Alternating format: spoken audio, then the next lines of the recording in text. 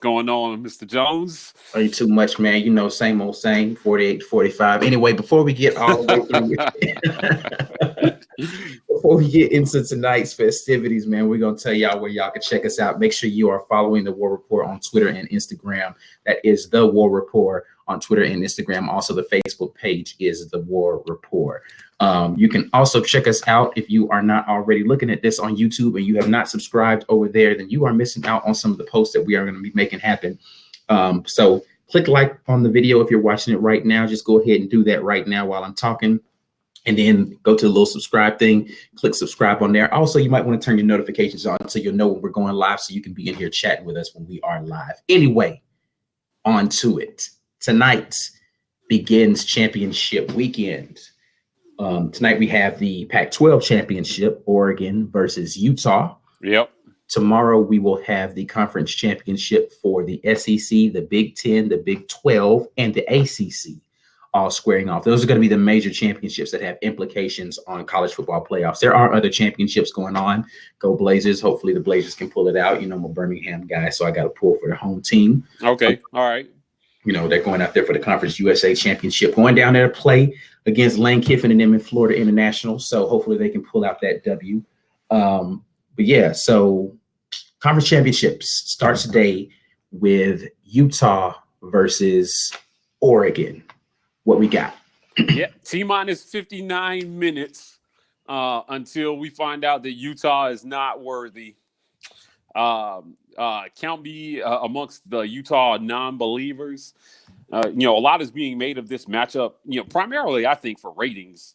I don't see it with Utah. You're talking about a team that has got 6 teams on their schedule 5-7 or worse. Another team that's 6-6. A couple. I mean, I think the best team on their schedule is USC at 8-4, and they beat them. If I remember correctly, that's the only top 40 offense they've played this season. Yeah, and they lost that game. Why that's significant is that a lot is being made of Utah's defense. They're saying they're trying to act like this defense is all world, and that they can stop anybody. And the truth is, we actually haven't seen them stop anybody, right? Like, I mean, anybody that's somebody anyway. So this will be a good matchup, good test versus what is a first-round draft pick quarterback in Justin Herbert. They played a good. I mean, Oregon played a good game against Auburn. Against a great Auburn defense for about a quarter and a half. But still, for that quarter and a half, they did some serious damage. Only one other team has taken them down this year. Arizona State, they've kind of played giant slayer over the last 2 years. Every once in a while they pull out an upset. I actually like that team a whole lot. But again, don't see it with Utah. I don't see a lot of plausible scenarios where they actually get in the playoff without some chaos in front of them. So that's the way I'm seeing it right now.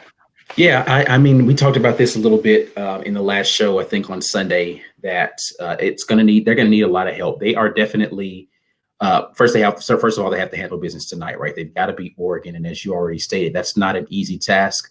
No. People have been touting this Utah defense as being one of the better, more physical defenses, which I will back up that they have been physical at the point of attack. But the Oregon offensive line is one of the better offensive lines in the country. So it's not as if they're just going to be able to push those guys around. Oregon's issues for me, when I'm looking at them play, have been inconsistencies in their wide receivers or in their receiving core. They lost one of their big targets, Breeland. If you remember in the Auburn game, Breeland's the guy in the end zone who basically gave the mush face to Javaris Davis on a touchdown. Yeah, he deboed him. Yeah, and so, but he's been hurt. He's hurt. I think he's been out since like this third, or I don't know, pretty early in the season. He's been out for the remainder of the season. A lot of their more senior receiving core has not been there. So Oregon suffered from not having all of their weapons available to them, but they still do have Justin Herbert. For all of the things that they did wrong in that Arizona State game, I don't attribute most of that to Justin Herbert. He played a decent game.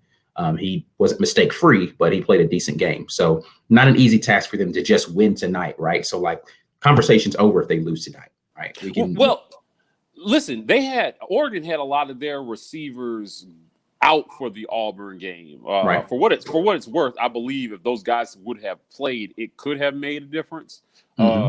Seeing how our defense has played as the year progressed, I'm not 100% certain it would have put them over the top. But do they have those guys back for this game? No. My point in all of that is that Oregon is not going to be necessarily a potent offense, but they've been playing well even without them. I'm saying that to take advantage of a physical defense, you need to be able to soften them up on the front. I don't know that Oregon's going to win by running the ball. They're going to need to be able to rely on that pass. So I'm giving Utah a chance is all I'm saying with this in this game. What I am saying as well, though, is like if Utah doesn't win tonight, none of that matters, right? Like it doesn't matter. The rest of this conversation is moot. Like we can just get them out of the way, right? But even if they win tonight, then they become people who are they're rooting for LSU to make sure that Georgia doesn't have a shot in. They're rooting for Baylor to make sure that Oklahoma is not the one-loss team that they're up against to come into it. They are rooting for Ohio State to make sure that there's none of this Big Ten confusion. I don't think that it really matters too much what happens in the ACC championship. But if they wanted another chance in there, they're going to need for somehow Virginia to pull off a miracle and beat Clemson. So they need a lot of stuff to happen in front of them to just have a healthy conversation around this. But as one-loss teams, I just don't see, even though they're ranked right now at number 5 in the college football playoff rankings, I don't see Utah being that one-loss team getting it. I just don't. Well, you referenced, that you're giving Utah a chance in this game. That's very generous of you. Yeah. I mean, listen, if I buy a lottery ticket, I got a chance, right? Right. But I don't. I didn't say how much of a chance I'm giving them. I just said right. I'm just not seeing it with this game. You mentioned how their line has been physical. Listen, man, even I could be physical with your little sister. Like I don't. Again, these little sister works out though, you know what I'm saying? So she might sneak. That's true. That's true. But there is a biological advantage that the big boys have. Right. And they've been playing everybody's little sister all year. So again, how do you measure physicality against what at the end of the season has bared out to be lesser talent? Like that's not debatable. I mean, we've seen it. These guys, they've got one top 40 offense on their schedule, and they lost it. And they lost that game, yes. Right. So they've got a lot to prove tonight. I think it's more than just about getting the W. They have to win convincingly. Yeah. And, the committee, think about what the committee has shown us, right? There's nothing left for any one of the teams that are in the conversation, right, to make up. Right. This is the last game. The committee pretty much thinks you are what you are. And you can't really be any more than you are, but you can prove to be less than what you are. Right. So that being said, with Oklahoma and Baylor playing each other 6 versus 7, listen, I mean, and they've already played each other once, and the committee still thinks they're the 6 and 7 teams. Right. So Baylor definitely has something to prove, and Oklahoma can solidify its position and jump if you really think that that's the number 17. Right. But the committee is also telling us that the Ducks are number 13. So, again, I don't think just a win, at the end of the game, if this is a sloppy game full of mistakes and the consensus is that Oregon lost it and Utah won it, I don't think that Utah can survive that and jump into that 4th spot, no matter what happens in the Oklahoma Baylor game. I think Jalen Hurts is going to show up, and that's that. I don't see it with Utah. I don't think they're a contender. So let's go chalk, right? So let's say LSU wins, Ohio State wins, Clemson wins. Who do you have in that 4th spot right now? Because your choices are going to be, and let's just say Utah wins, right? So they're a one-loss team sitting there. The winner of the Big 12 championship, whether that's Baylor or Oklahoma, is also a one-loss team sitting there. Mm-hmm. And Now you've got Georgia at 2 losses. So who is that fourth team? It's going to be Utah or the winner of the Big 12. Yeah, it's a one-loss Big 12 champion by far. Again, Even if that team's Baylor. yes, absolutely, Okay. absolutely. And to me, the schedules aren't debatable. They're just not debatable. Baylor's got a schedule strength that's everybody's got schedule strength that's better than Utah at this point, right? When you look at the Massey ratings, if you look at KenPom, you look at Sarrigan, they've got Utah's strength of schedule ranked anywhere from 43 to 80. And I mean, I know a lot of those were involved in the old BCS model, but again, just looking at the pure records of the teams, and then where those teams rank statistically, remember, there's nothing left to guess, right? This is it. Everybody else is done playing. So all the teams that you played have played all their games, so we know exactly what they are. And Right. the stats say that you have played one team all season and you lost to them. That's it. That's what the stats say. Right. So, to compare, what I try to show people is, if you look at, like Auburn had 4 top 25 offenses on their schedule this year. And still, until that Alabama game, held every opponent under 24 points. Right. And I thought that was an impressive stat, given some of the talent that they went up. Holding LSU to 23 points, I think was the performance of the year against that offense. Throw out the stats and the records in the Iron Bowl. We gave up 45 points, but let's be real. We scored 48. Nobody saw that coming either. So, there weren't any trends that were held up in that game. But my point is that we already know what these teams are. And, Utah just, I think that I think it would be a travesty for them to get in, because the other 3 teams that are pretty solid at this point are heads and tails better than they are. Let me be clear. Clemson has a worse strength of schedule than Utah does. Right. But I don't think their talent and their production is in question. They had one close game against North Carolina, and they've drubbed everybody else. So offensively and defensively. So I can't really hold that against them if the defending national champions win every game. Utah still got to prove something.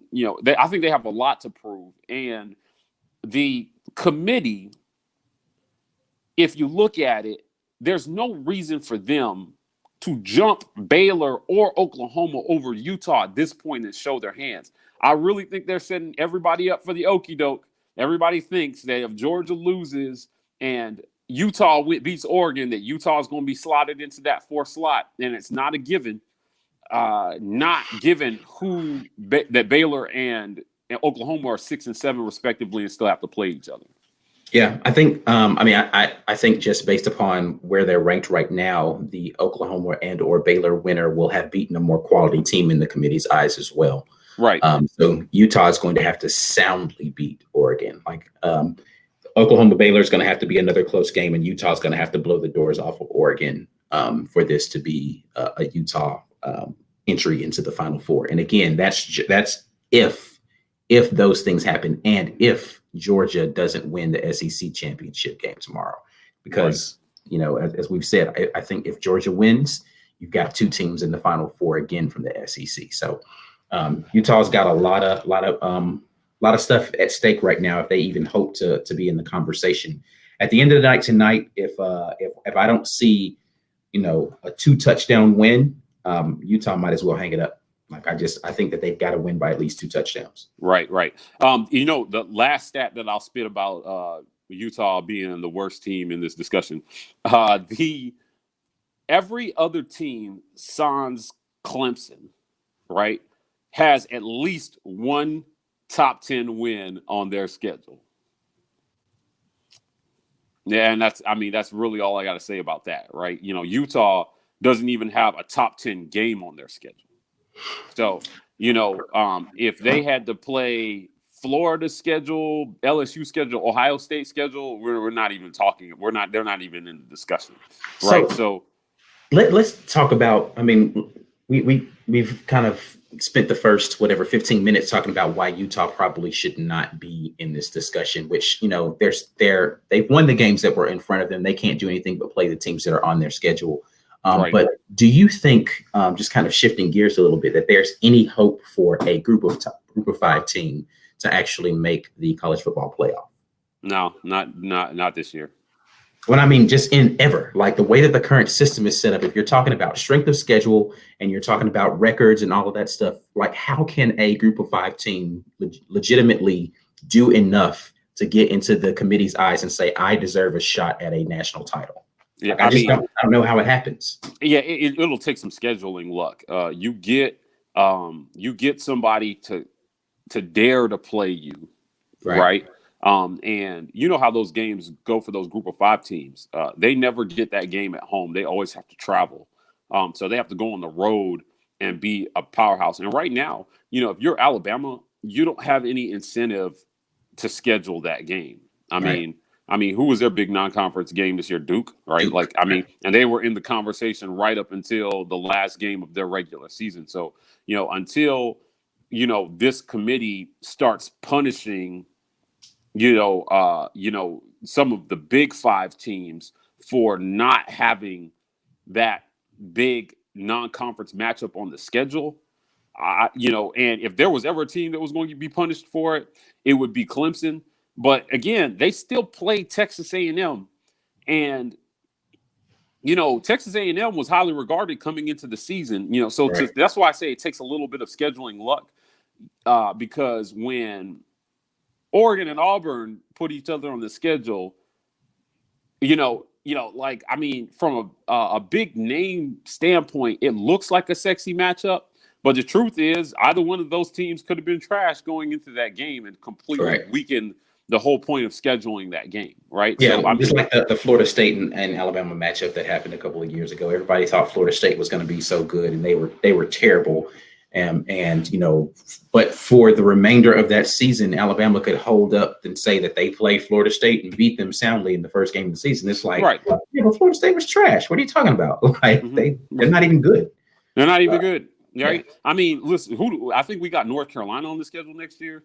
Yeah. I think North Carolina actually will be a decent team next year. Right. I mean, we can hope, but again, that's why I think it takes a lot. They've got 2 hurdles to clear.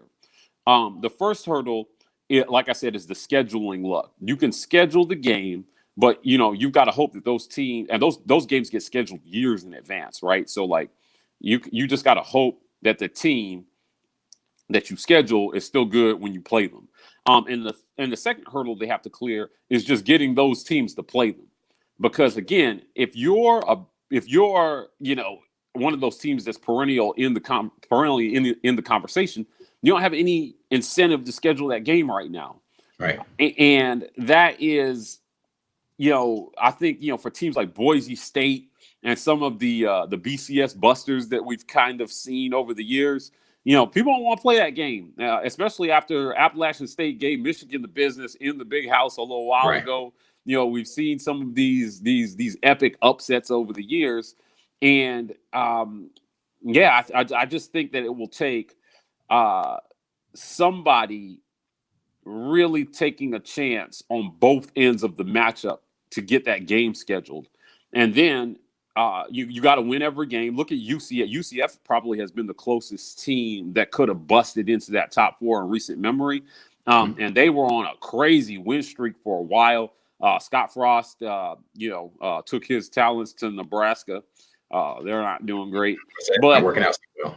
Yeah, but again, he was on an epic run at UCF. I think if he was still there, then they were undefeated. They might be in the conversation this year, given what they did to us in that bowl game in 2017? Yeah, or beginning of 2018.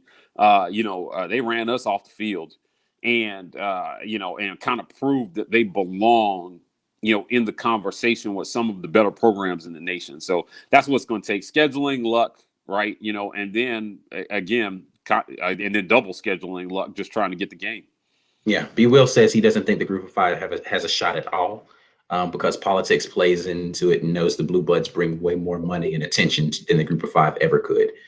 Nah, So well, that depends on who you're talking about. I mean, UCF, even though they're a blue blood, they are not. Um, they are not a small school. I mean, you're talking about a school that's got an enrollment of like 50,000 undergrad or something, right? They're not a small school, and they're not. They're in Florida. So, if you're talking about Boise State or one of these other schools, then maybe. I mean, not so long ago, Utah would have been considered in that vein before they joined the pack. They were in the Mountain West. If you don't recall, like, it was just joining that conference that kind of got them in the conversation. They had an undefeated season back in 2004, the same year Auburn went undefeated, with Urban Meyer as coach. So do you think a Group of Five team would be better suited, which I don't know, like from a funding standpoint, they probably couldn't do this at this point, to go the Notre Dame route, right? Which is like, just don't even go to a conference and go out here and take nothing but Power Fives for like 80% of your schedule. And just go out there every single week and pick which opponent you want to go out there and knock on the door for. Yeah, I mean, listen, but Notre Dame has the pedigree. So again, those other schools have an incentive to schedule Notre Dame, right? Because if you schedule that game and you lose to them, it doesn't necessarily it doesn't sink your credibility, right? If you schedule UCF and you get flogged, I mean, you'll fall further than they'll rise. Right. I mean, that's what it is. They'll win that game and, it'll be written off as a fluke and they'll just barely crack the top 25. But if you're top 10 and you lose that game, you're right down there with them in the bottom of the top 25. Right. Yeah. So it's the whole, the JC line. If I shoot you, if you shoot me, you're famous. If I shoot you, I'm brainless. What's an N word to do? Like, right. It's like, I don't really gain anything about this whole situation. Like, you're really the only person that gets anything out of this. If I happen to lose this game, if I win the game, people are going to say I scheduled a cream puff. If I lose the game, they're going to be like, oh, I'm trash, right? So like, I don't get anything out of this. Yeah, I mean, hey, listen. In today's kind of social media age, and just in the current media age, you have these schools get more exposure than they've ever gotten, though. So seeing that they may be legit is not as hard as it once was 10 years ago. So, they are getting coverage. We're starting to talk about them when they're good, when they win convincingly. It's just that their margin for error is like -5, right? Like they have to, they need luck and they have to be perfect. Yeah, I just throwing it out there. I just don't know that I don't know that the current system of having all of these national teams available and then crowning a national champion without taking into account that there are people who never even get into that conversation is completely fair. It's not necessarily going to be fair, even like basketball, I think has a better system that allows for more of that. Like you can see those smaller schools creep up in there. But even with that, if you're a smaller school, you have to basically be flawless and win your conference. Like there's just a ton of stuff that has to go right for you to even make it in there. And then they're going to schedule you against, one of the best 4 teams in the country. So it's like you get there and then you likely get drummed out. But hey, if you want a national title, you got to beat the big boys. It doesn't really matter. Yes, it doesn't matter. We all got to go through them. Yeah. Shoot, like Auburn last year in basketball, like we had to face 3 blue blood teams. And I think we did all right. We can talk basketball another time. That's not what tonight is about. But yeah, I don't know. It's going to be interesting. I'm looking forward to seeing kind of how this game plays out tonight, because that's going to tell us all we need to know. But again, they could play their hearts out tonight. Georgia goes and wins tomorrow, and it's all going to be for naught, right? Like Utah out here and scrub. Listen. If Oregon really is the number 13 team in the country, the gap between them and the teams currently in the top 4 is gargantuan, right? So Utah doesn't really prove anything by beating those teams. And if they beat Oregon and then make the playoff, they're going to get drubbed by any of the other 3 teams. That's a bye week for whoever has to play them, in my opinion. Right. Like, and I think that puts more the reason why, Ohio State and LSU can't just win. They need to be the number one seed so that they get the. I just don't know that. So okay, you got LSU. It doesn't matter. Doesn't matter who they play. Ohio State, LSU. Either one of them, they're going to kill them. Exactly. Yeah. So. Yeah, it's not going to be close. So the next game, that kind of takes us to our next game, right? Is Baylor, Oklahoma. I think that this is actually probably the most impactful. I think this is the most impactful game of this weekend. Yeah, I mean, it's a play-in game. If our brothers are if we are correct in the way that we are thinking about the Utah-Oregon matchup, this is a play-in game for Oklahoma Baylor. Like they win, they're in, barring again a Georgia win. Correct. Again, this will be a revenge game for Baylor. They had a big lead at home, gave it up. Jalen Hurts led his team back to the win in epic fashion. This time they're going to be on a neutral field. I'll be interested to see, if we see Heisman Jalen Hurts, which we've seen, pretty much for 90% of the season, or, if he has, a slow start in this game, if it's going to be enough, if they're going to be able to overcome a slow start on a neutral field. Baylor, they've kind of, they've been impressive this year, I guess. The Big 12, I can't say that I'm impressed with anything out of the Big 12. Texas, used to be a good win. They're not, anymore. They proved to kind of be fake news. So it'll be interesting to see how this game plays out because, if we're right about who the best teams are, Georgia loses, the winner of that game is in, no matter what Utah does. Right. I believe that. I'll be surprised if the committee shows us anything different. But, to create some drama, they kept Utah at 5 to kind of keep us guessing. And again, kind of okey doke everybody into thinking that if Utah wins, they're in. And there'll be a lot of controversy, for what it's worth. For this Oklahoma Baylor game, I really think, Isaac, that drama keeps everybody watching and paying attention. And it's a Friday night. In 33 minutes, we've got top 25 matchup, if you want to call it that, right? And people who are just kind of mildly interested, if their team's not in it, are definitely going to watch this game. Yeah.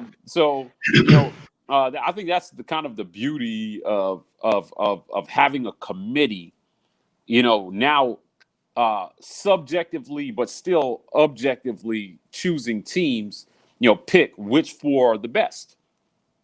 So let's think about this though. So like Oregon, Baylor, one of them wins, they're in. Are they a better matchup against the USC or Ohio State? Yeah, I think so. Now, listen, and you'll call me old school, biased, whatever, right? I'm tuning in to see stars.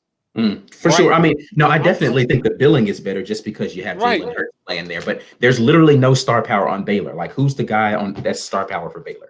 Yeah, in some ways that's fair. In some ways, but they've recruited well. If you can't name the guys, I guess the same could be said of Utah. If you can't name the guys, it doesn't mean they're not there. At Utah, I know who Huntley is at Utah. And this is me not paying a ton of attention to Baylor too. I'm not saying that they don't have talent on their team, but I can't name a single Baylor player right now. I could look somebody up and be like, oh yeah, I do remember seeing the highlight. Again, I definitely have the SEC lenses on when I'm looking at football for the majority of the year. Right. But I don't know that the number 4 seed coming into this, the only number 4 seed, in my opinion, that makes this compelling 1-4 matchup is Georgia. If Georgia's not that team, I think the 1 seed has got a gimme game because I just don't believe Oklahoma or Baylor can hang with LSU or Ohio State. I just don't see that happening. Even with Jalen Hurts and all of his star power, I think Oklahoma's defense is just not good enough to stop an LSU or an or Ohio State offense? Based on how we predicted the Michigan Ohio State game, I might have to agree with you. I thought that their defense might get a little exposed. Shea Patterson still had a good game. He did, but I think Shea Patterson's a different kind of quarterback than what you would see in a Jalen Hurts. Shea Patterson is more of a pocket passer, and he's going to put it on a rope to somebody. B. Will says that there's literally nothing objective about this committee. Shea Patterson's just a different kind of quarterback, and so I don't think that poses the same kind of. Now, again, Jalen Hurts is a completely different animal altogether. I don't know that Ohio State's defense is going to have the same kind of trouble with Jalen Hurts that they do with Shea Patterson, just because of the kind of quarterback that he is. Jalen, for all of the strides that he's making and the wonderful way that they're able to diagram plays for Oklahoma, what he still does do is miss wide open receivers. And I'm not talking about him missing them with his arm. I mean him not actually pulling the trigger on a receiver downfield that's open. And that's what you have to be able to do against Ohio State, is diagnose, hit a guy who's going to be open, and make them pay for the fact that they're going to be trying to bring heat to you, to confuse you, and be able to diagnose it down the field. And then the guy's got to come up with it. Now, we know CeeDee Lamb is a beast back there in the back end. The man might be my favorite receiver in college football right now. So if Ohio State is smart, which they have one of the best DBs in the country, they're going to just solo that guy up on him, and I'm going to bracket him. And I'm going to make somebody else on that team beat me besides Jalen Hurts' legs and CeeDee Lamb down the field. Yeah, that's just assuming that Chase Young isn't in his face the whole game anyway, right? Oklahoma's offensive line has performed fairly well, and for the most part, Michigan was able to control Chase Young. Like, he wasn't a huge factor in that Michigan game. Yeah, Shea Patterson had a great game. Yeah. Listen, I think there's nothing left to hold back in response to your comment about him not pulling the trigger. If there's any game that he's going to pull the trigger, it's going to be this one. He doesn't have a college game. He won't have a college game left if they lose. So he's got maybe 3 more games left to play. I think that I believe in Lincoln Riley. I believe in the play calling at Oklahoma. I think they will scheme something up good on offense to kind of neutralize and use Ohio State's defensive strengths against them. If you listen, man, if Chase Young comes after him too fast, I believe that Lincoln Riley will give Jalen Hurts easy throws, easy check downs, something to keep them at bay. And if they're overzealous and they over pursue, I think that Oklahoma has the horses to make Ohio State pay.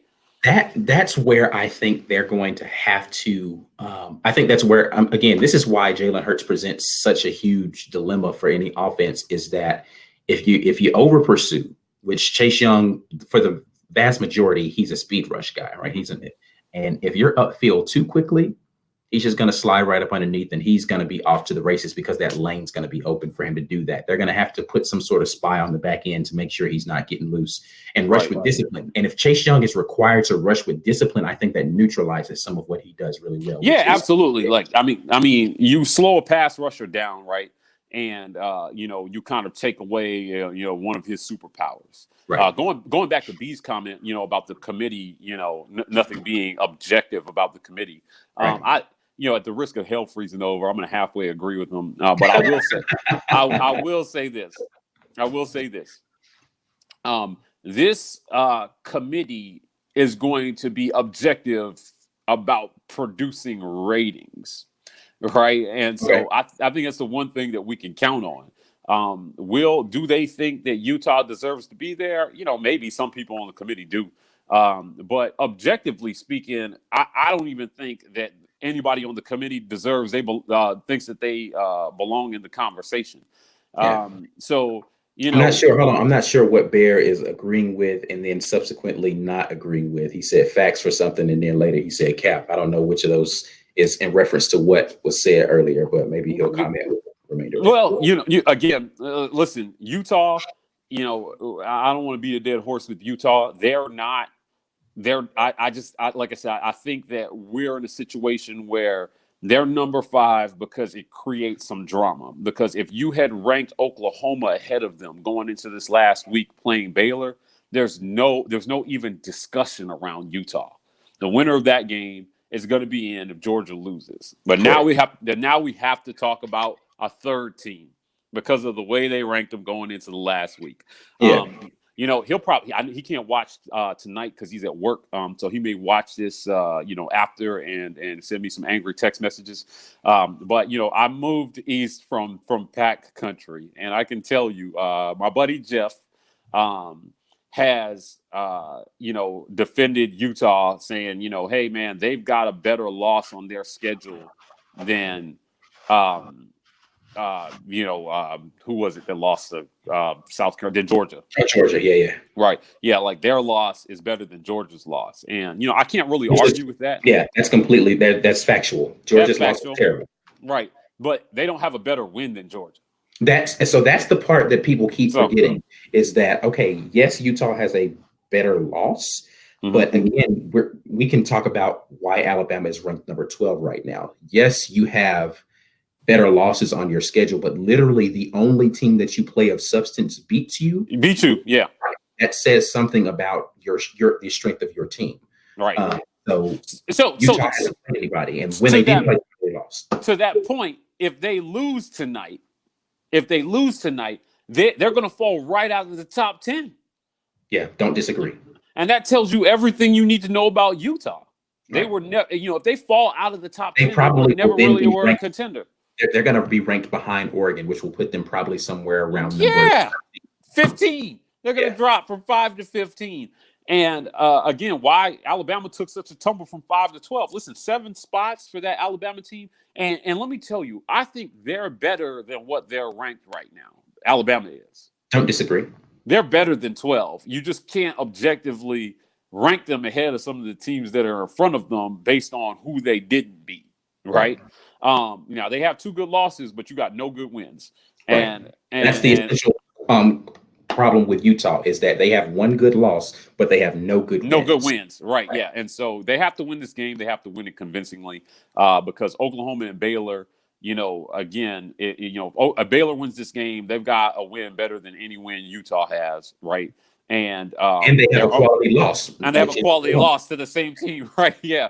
So I don't know how you rank that up against Utah's schedule and say that Utah is the better team. I really don't.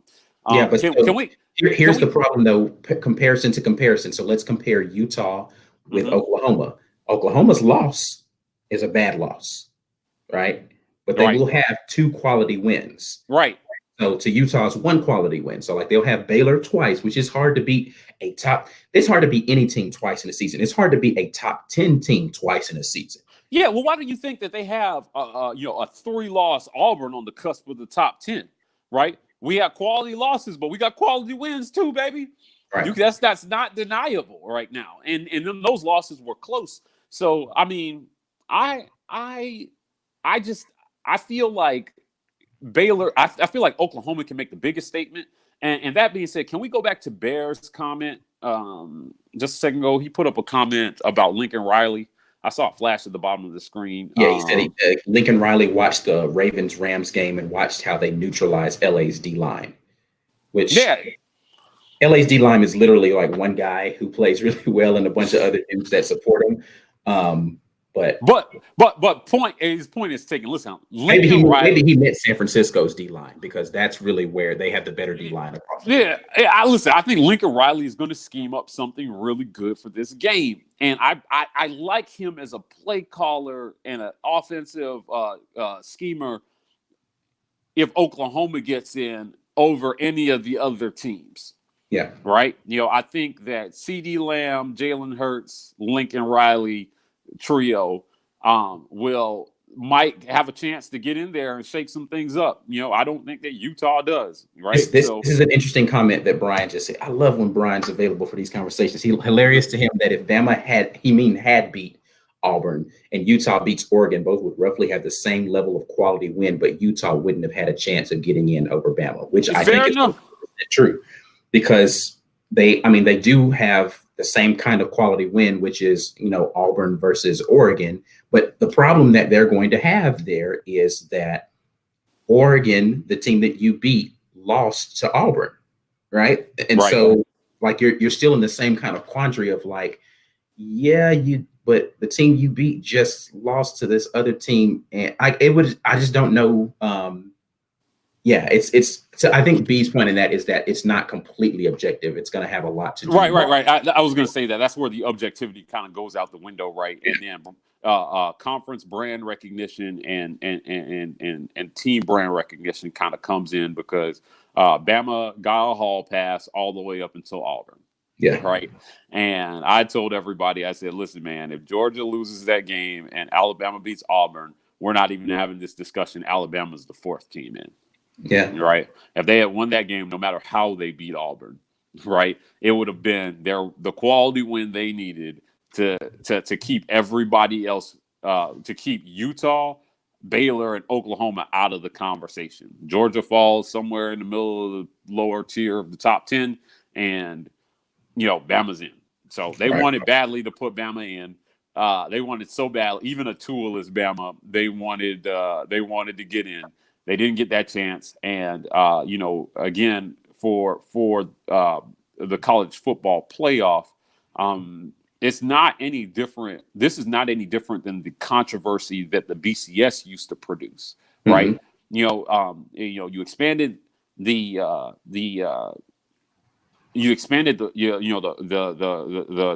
conversation to 4 teams instead of 2.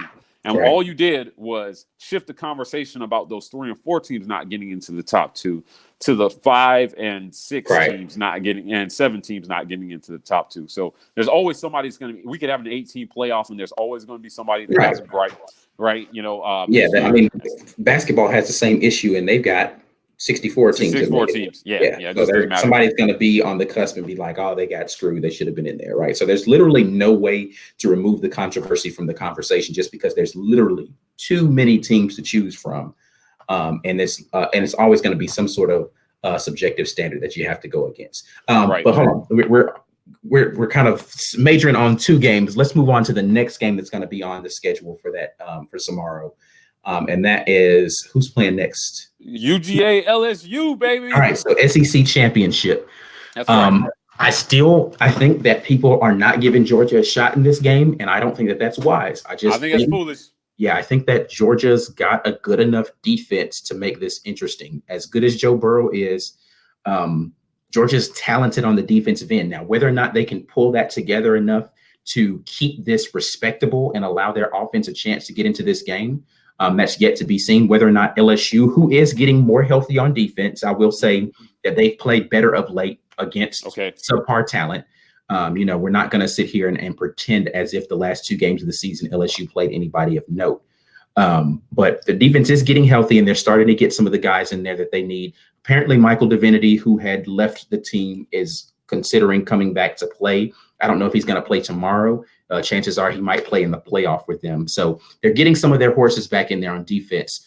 What are you thinking about the SEC championship game? Well, let's go ahead and get the obvious out of the way. Unless LSU loses this game by more than 2 touchdowns, they're in no matter what. Yeah. I don't think there's. I don't think that's even plausible. Yeah. I mean, if you're just comparing schedules and just because it's the last game of the year, they're not going to be penalized any more than Utah would be for losing to USC, or Oklahoma losing to Kansas, or Georgia laying an egg against South Carolina, right? I just think that the only thing that's going to impact is seeding, right? At that point, you're going to have a seeding issue right there. Yeah. And then it may not be obvious to some, but I'll state it just for those who, may not have heard this at some point. I think it's been talked about ad nauseum on all the sports talk shows. An LSU loss and a Georgia win means that your top 4 is likely unchanged unless Clemson loses to Virginia, right? This is your 4, if Georgia wins. So essentially what you're going to have is you're going to have Ohio State at 1, Georgia at 2, Clemson at 3, LSU at 4. And all so you think Clemson will be 3, even though they'll be the only other undefeated team in? I do. And that is, I think, they're not going to. Here's the deal. You can just count on this, right? Because again, ratings, this is, yeah, I don't know. I guess this is, you could call it objective. I don't know if B would call it objective, but nobody's going to want to see an LSU Georgia rematch unless it's in the title game. So Well, no, I would say that it would be Ohio State, Clemson, Georgia, LSU, and that way you would have Ohio State, LSU as your 1-4, and then you would have Georgia, Clemson as your 2-3. Well, right, but I mean, it doesn't matter where you put Clemson and Georgia. True. 2 and 3 are playing each other regardless, right? It's just it's about who's in that fourth spot. And I think LSU falls down to the fourth spot. You rank because Georgia and LSU have not played each other yet this year. If they win and both have one loss, and Georgia's the SEC champ, you're ranking them over LSU. And just based on what we know about Clemson, it's going to be either Georgia 3 and Clemson 2 or vice versa. And right. I think it's kind of a moot point at this stage. But it's a neutral field either way. Ranking, I mean, the only thing that matters is the matchup. Yeah, Clemson, Georgia 2-3, and LSU for Ohio State 1. The only thing I think that would matter in that case, honestly, is the fact that you'd give Clemson some additional motivation if they did come in as a third-ranked team rather than the second-ranked team being undefeated. They feel disrespected, and so they'd feel like they have something to come out there and prove in that game. Right. I think they feel like they have something to prove anyway. If you've been listening to the rhetoric coming out of that camp over the last week or so, they feel so disrespected that they haven't been given more, as if they've played juggernauts this season and they've been out here giant slaying. Listen. Dabo Swinney has the Nick Saban problem in that they have just been winning, and you got to find a way to keep your team motivated, man. Like B didn't want to hear this when I said it, about Saban. They have. I hope he's still on, by the way. I hope he's listening to this. They have just been winning, and all that winning sometimes, if it's not managed correctly, can beget complacency, and. Dabo playing up the whole chip on our shoulder. We can't lose a game. We got to go 30-0. That's literally what he said. They want to drop us out of the top 25. He's not wrong, but he's not wrong. But the ACC is trash, though. That's not because if you're Clemson. It's because he knows that it's trash. Right, but he knows that, man. I'm telling you, he's just playing up that angle for his team. He knows they got to win every game. He doesn't really, give a hoot about all that. They got to win every game. From there, does Clemson? Any of the wins from Clemson right. hold? Wait, no, they're all. They were gimme games. They've basically just been playing tune-up games this entire season and almost lost one. Wait, I missed that. What did you say? He says, do any of those wins have weight for Clemson? No. Which is right now, they're just kind of hanging on to we're the incumbent national champions, right? And you got to keep them in the conversation because they have the talent. I mean, they've got the horses, they've been recruiting top 5 classes, and they blew everybody out but North Carolina. And so here's the reality of this that Dabo Swinney won't admit. Even if they had lost that North Carolina game and they played the remainder of the season the way that they've played to this point by blowing everybody out, they'd be right back up here in the top 4 again at the end of the year. Yeah, and that's what I'm saying. It's a lot of noise about nothing, right? This is all him just trying to keep his team motivated. No, none of those wins really carrying weight, but they'll have a chance to prove whether they belong or not because they're going to get in. That being said, they still have to win. Yeah. Right? Listen, Clemson losing opens up a Pandora's box. I mean, that might be the way that Utah gets in.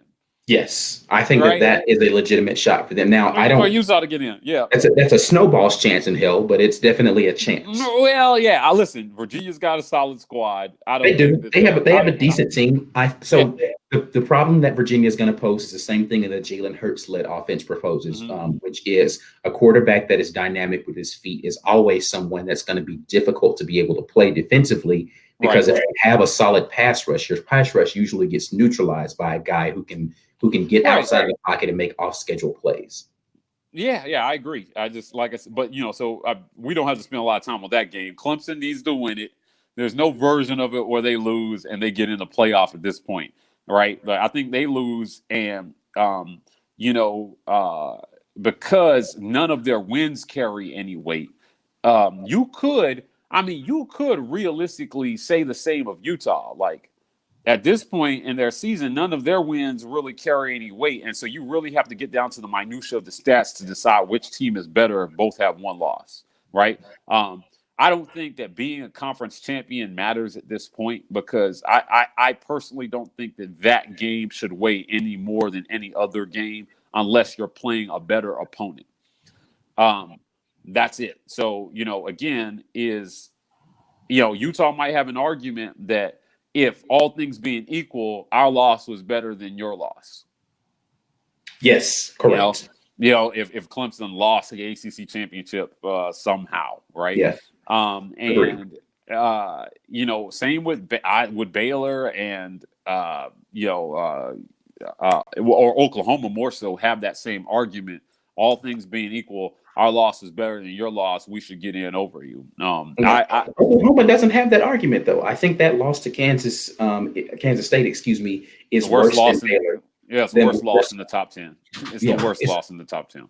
Yeah, it's worse. Well, no, Georgia's loss is the worst in the top 10. I don't know. Yeah, I think Oklahoma might be worse. Listen, man, Kansas. Yeah, one's an SEC squad. Call me biased, and the other one's Kansas. So Well, Kansas State. Was it? No, man, it was Kansas, wasn't it? It was Kansas. It was K-State. No, man, I thought that was the Les Miles. Yeah. So I both teams are 4-8, right? Like, I mean, I think that South Carolina obviously has more talent, so I'll give Georgia. It was Kansas State. It was Kansas State. Okay, well, yeah, South Carolina has more talent, so I'll give Georgia the edge. Either way. Yeah. So I don't know. I don't see. Again, back to the SEC championship game. I think that people are not giving Georgia any chance in this game for whatever reason. I know LSU's looked great all year, but they don't have to look back further than the Auburn game to see a great defense can neutralize what LSU is able to do. And I think on all three levels, Georgia has a better defense than Auburn. We can argue defensive line. I would argue ours over any defensive line in the country. But then when you get into that second and third level, I just think that Georgia has more experience and more depth back there to be able to challenge those receivers from LSU. We've already seen what they can do against a talented receiving core in Florida. They were able to neutralize that receiving core for the most part for the majority of that game. I think that they're going to have a difficult time walking up and down the field like they have been on every other team this year. So we're going to have to see them play. This is going to have to be the best game that LSU has played. Now, on the other side of the ball, though, Georgia's offense has been very up and down this year. Some games they look good. Some games they look terrible. They're going to have a great performance to even make this respectable, because if they're not able to win the field position battle, which, again, punters in this game both are great. So I don't know. It's going to be an interesting game. I think this game is going to be more interesting than people are giving it credit, because right now the spread's like 6, some absolutely ridiculous spread. Like I think it's a 2-touchdown spread right now. Let's see what we got here. Which I think that's disrespectful. Yeah, it is a 2-touchdown spread. That's disrespectful. Let me tell you something. I'm actually hearing a lot of people give Georgia more than a puncher's chance in this game. Georgia's kind of the Auburn of the East Division, right? Like, their defense plays well enough to keep them in every single game.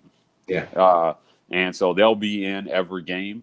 But and it's just going to come down to whether Fromm has the type of performance. Quite honestly, I think the type of performance that he had against Auburn will do. Right. Correct. You just got to take advantage of the opportunities that are in front of you. And allow your defense to keep you at an arm's length so that you can continue to play ball control with your running game. Yeah, and I expect him to have a much better performance against LSU than he did against Auburn, only because he's not playing as good a defense. So against us, he went like 120 yards and 3 TDs. I think if he throws 3 TDs in this game, Georgia, coin flip in the fourth quarter. Right. So, they've just got to produce an average amount of offense to, stay in this game with LSU if their defense plays like we expect them to. So neutral field game. I actually feel really good about Georgia in this one. I'm not willing to make a prediction. I think I'm just going to enjoy this one. Yeah. But I like Joe Burrow a lot. I think that their offense, he's made every play that he's needed to make all season. And if any team in the SEC had the defense to slow him down, it's Georgia. Auburn did it. We slowed him down, but he still and slowed him down to the tune of still 300 something yards passing, right? Yeah, but it was bend don't break, right? Like they got a lot of yardage, but they didn't get a lot of points. Yeah, but we kept him out of the end zone for the most part, right? And I think Georgia can do the same. So exactly. This is an important game to the discussion. Georgia wins. Your conversation is unchanged.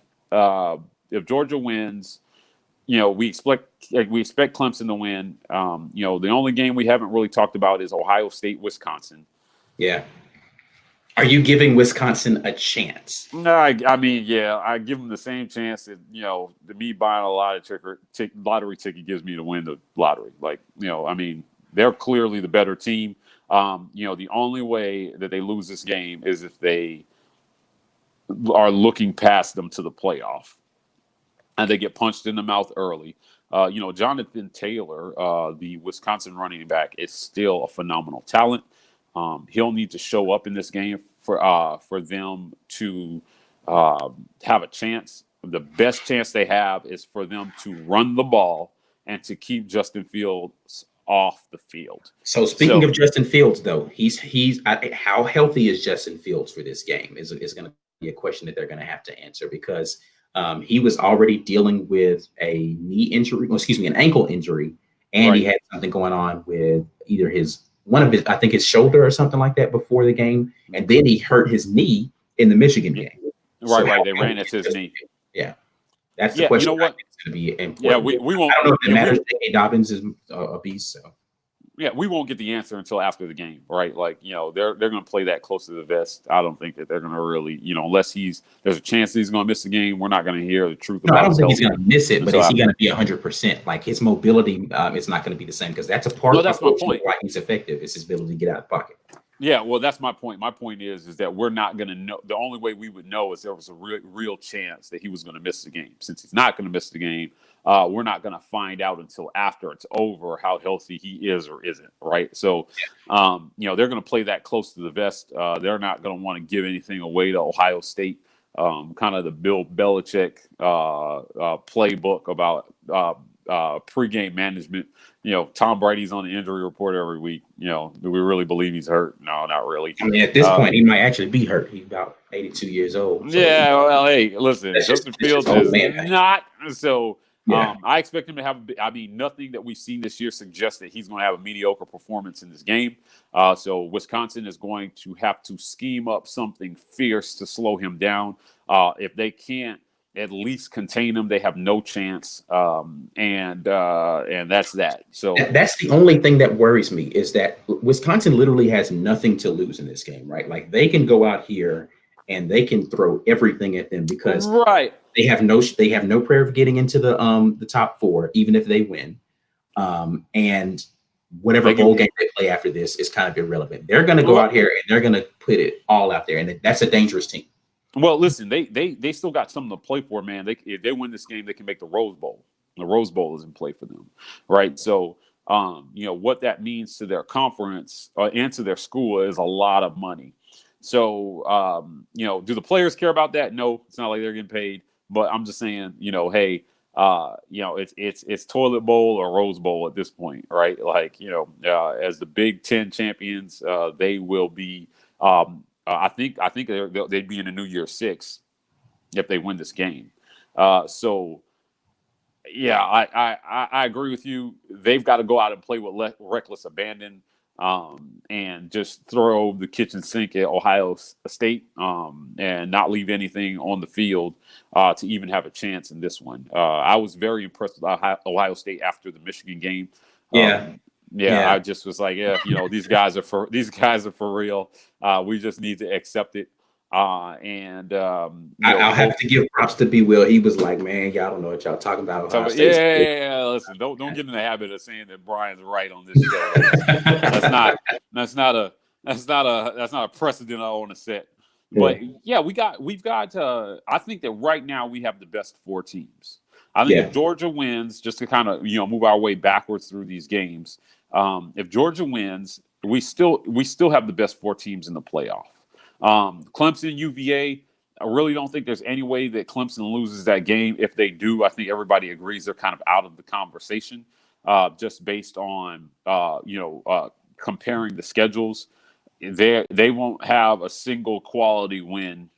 I mean, I guess if you count Texas A&M, Texas A&M might be a better win than anything Utah will have on their schedule. I mean, well, I guess if Utah wins, then Oregon would be a better win than Texas A&M. Right. And Oklahoma Baylor, it really brings them into the conversation as well, too. And I think that you're going to have 3 teams that really are going to have to be looked at to see who's deserving of a spot in that top 4. Yeah, I agree. I think it's really Georgia's to lose. If they come in here and they play ball, then they're in. They open the door for the winner of the Big 12 in my estimation. Agreed. The next person. So we will see how it goes. We are how far are we from kickoff right now? We are kicking off right now. So okay. All right. So we will talk to y'all a little bit more. We probably will not have a show tomorrow, but we will recap the entirety of what happened in the weekend and give you guys our thoughts about that on Sunday. After conference championship weekend is over. So you guys enjoy a great weekend of football, and we will be back at you soon. If you don't already know, just for the formalities, again, you can follow us, The War Report, on Twitter and Instagram. You can also hit us up on the Facebook page, which is The War Report. And if you are on YouTube right now, make sure you're clicking that like button right now as I'm talking. And if you're not subscribed, go ahead and subscribe to the channel so you can know when we're going to be going live and be abreast of everything that we've got going on. That's all we got, man. We will see you guys on Sunday. Anything else you want to say, Mike, before we get out? War Eagle, 48-45. That's what it is. All right, we out.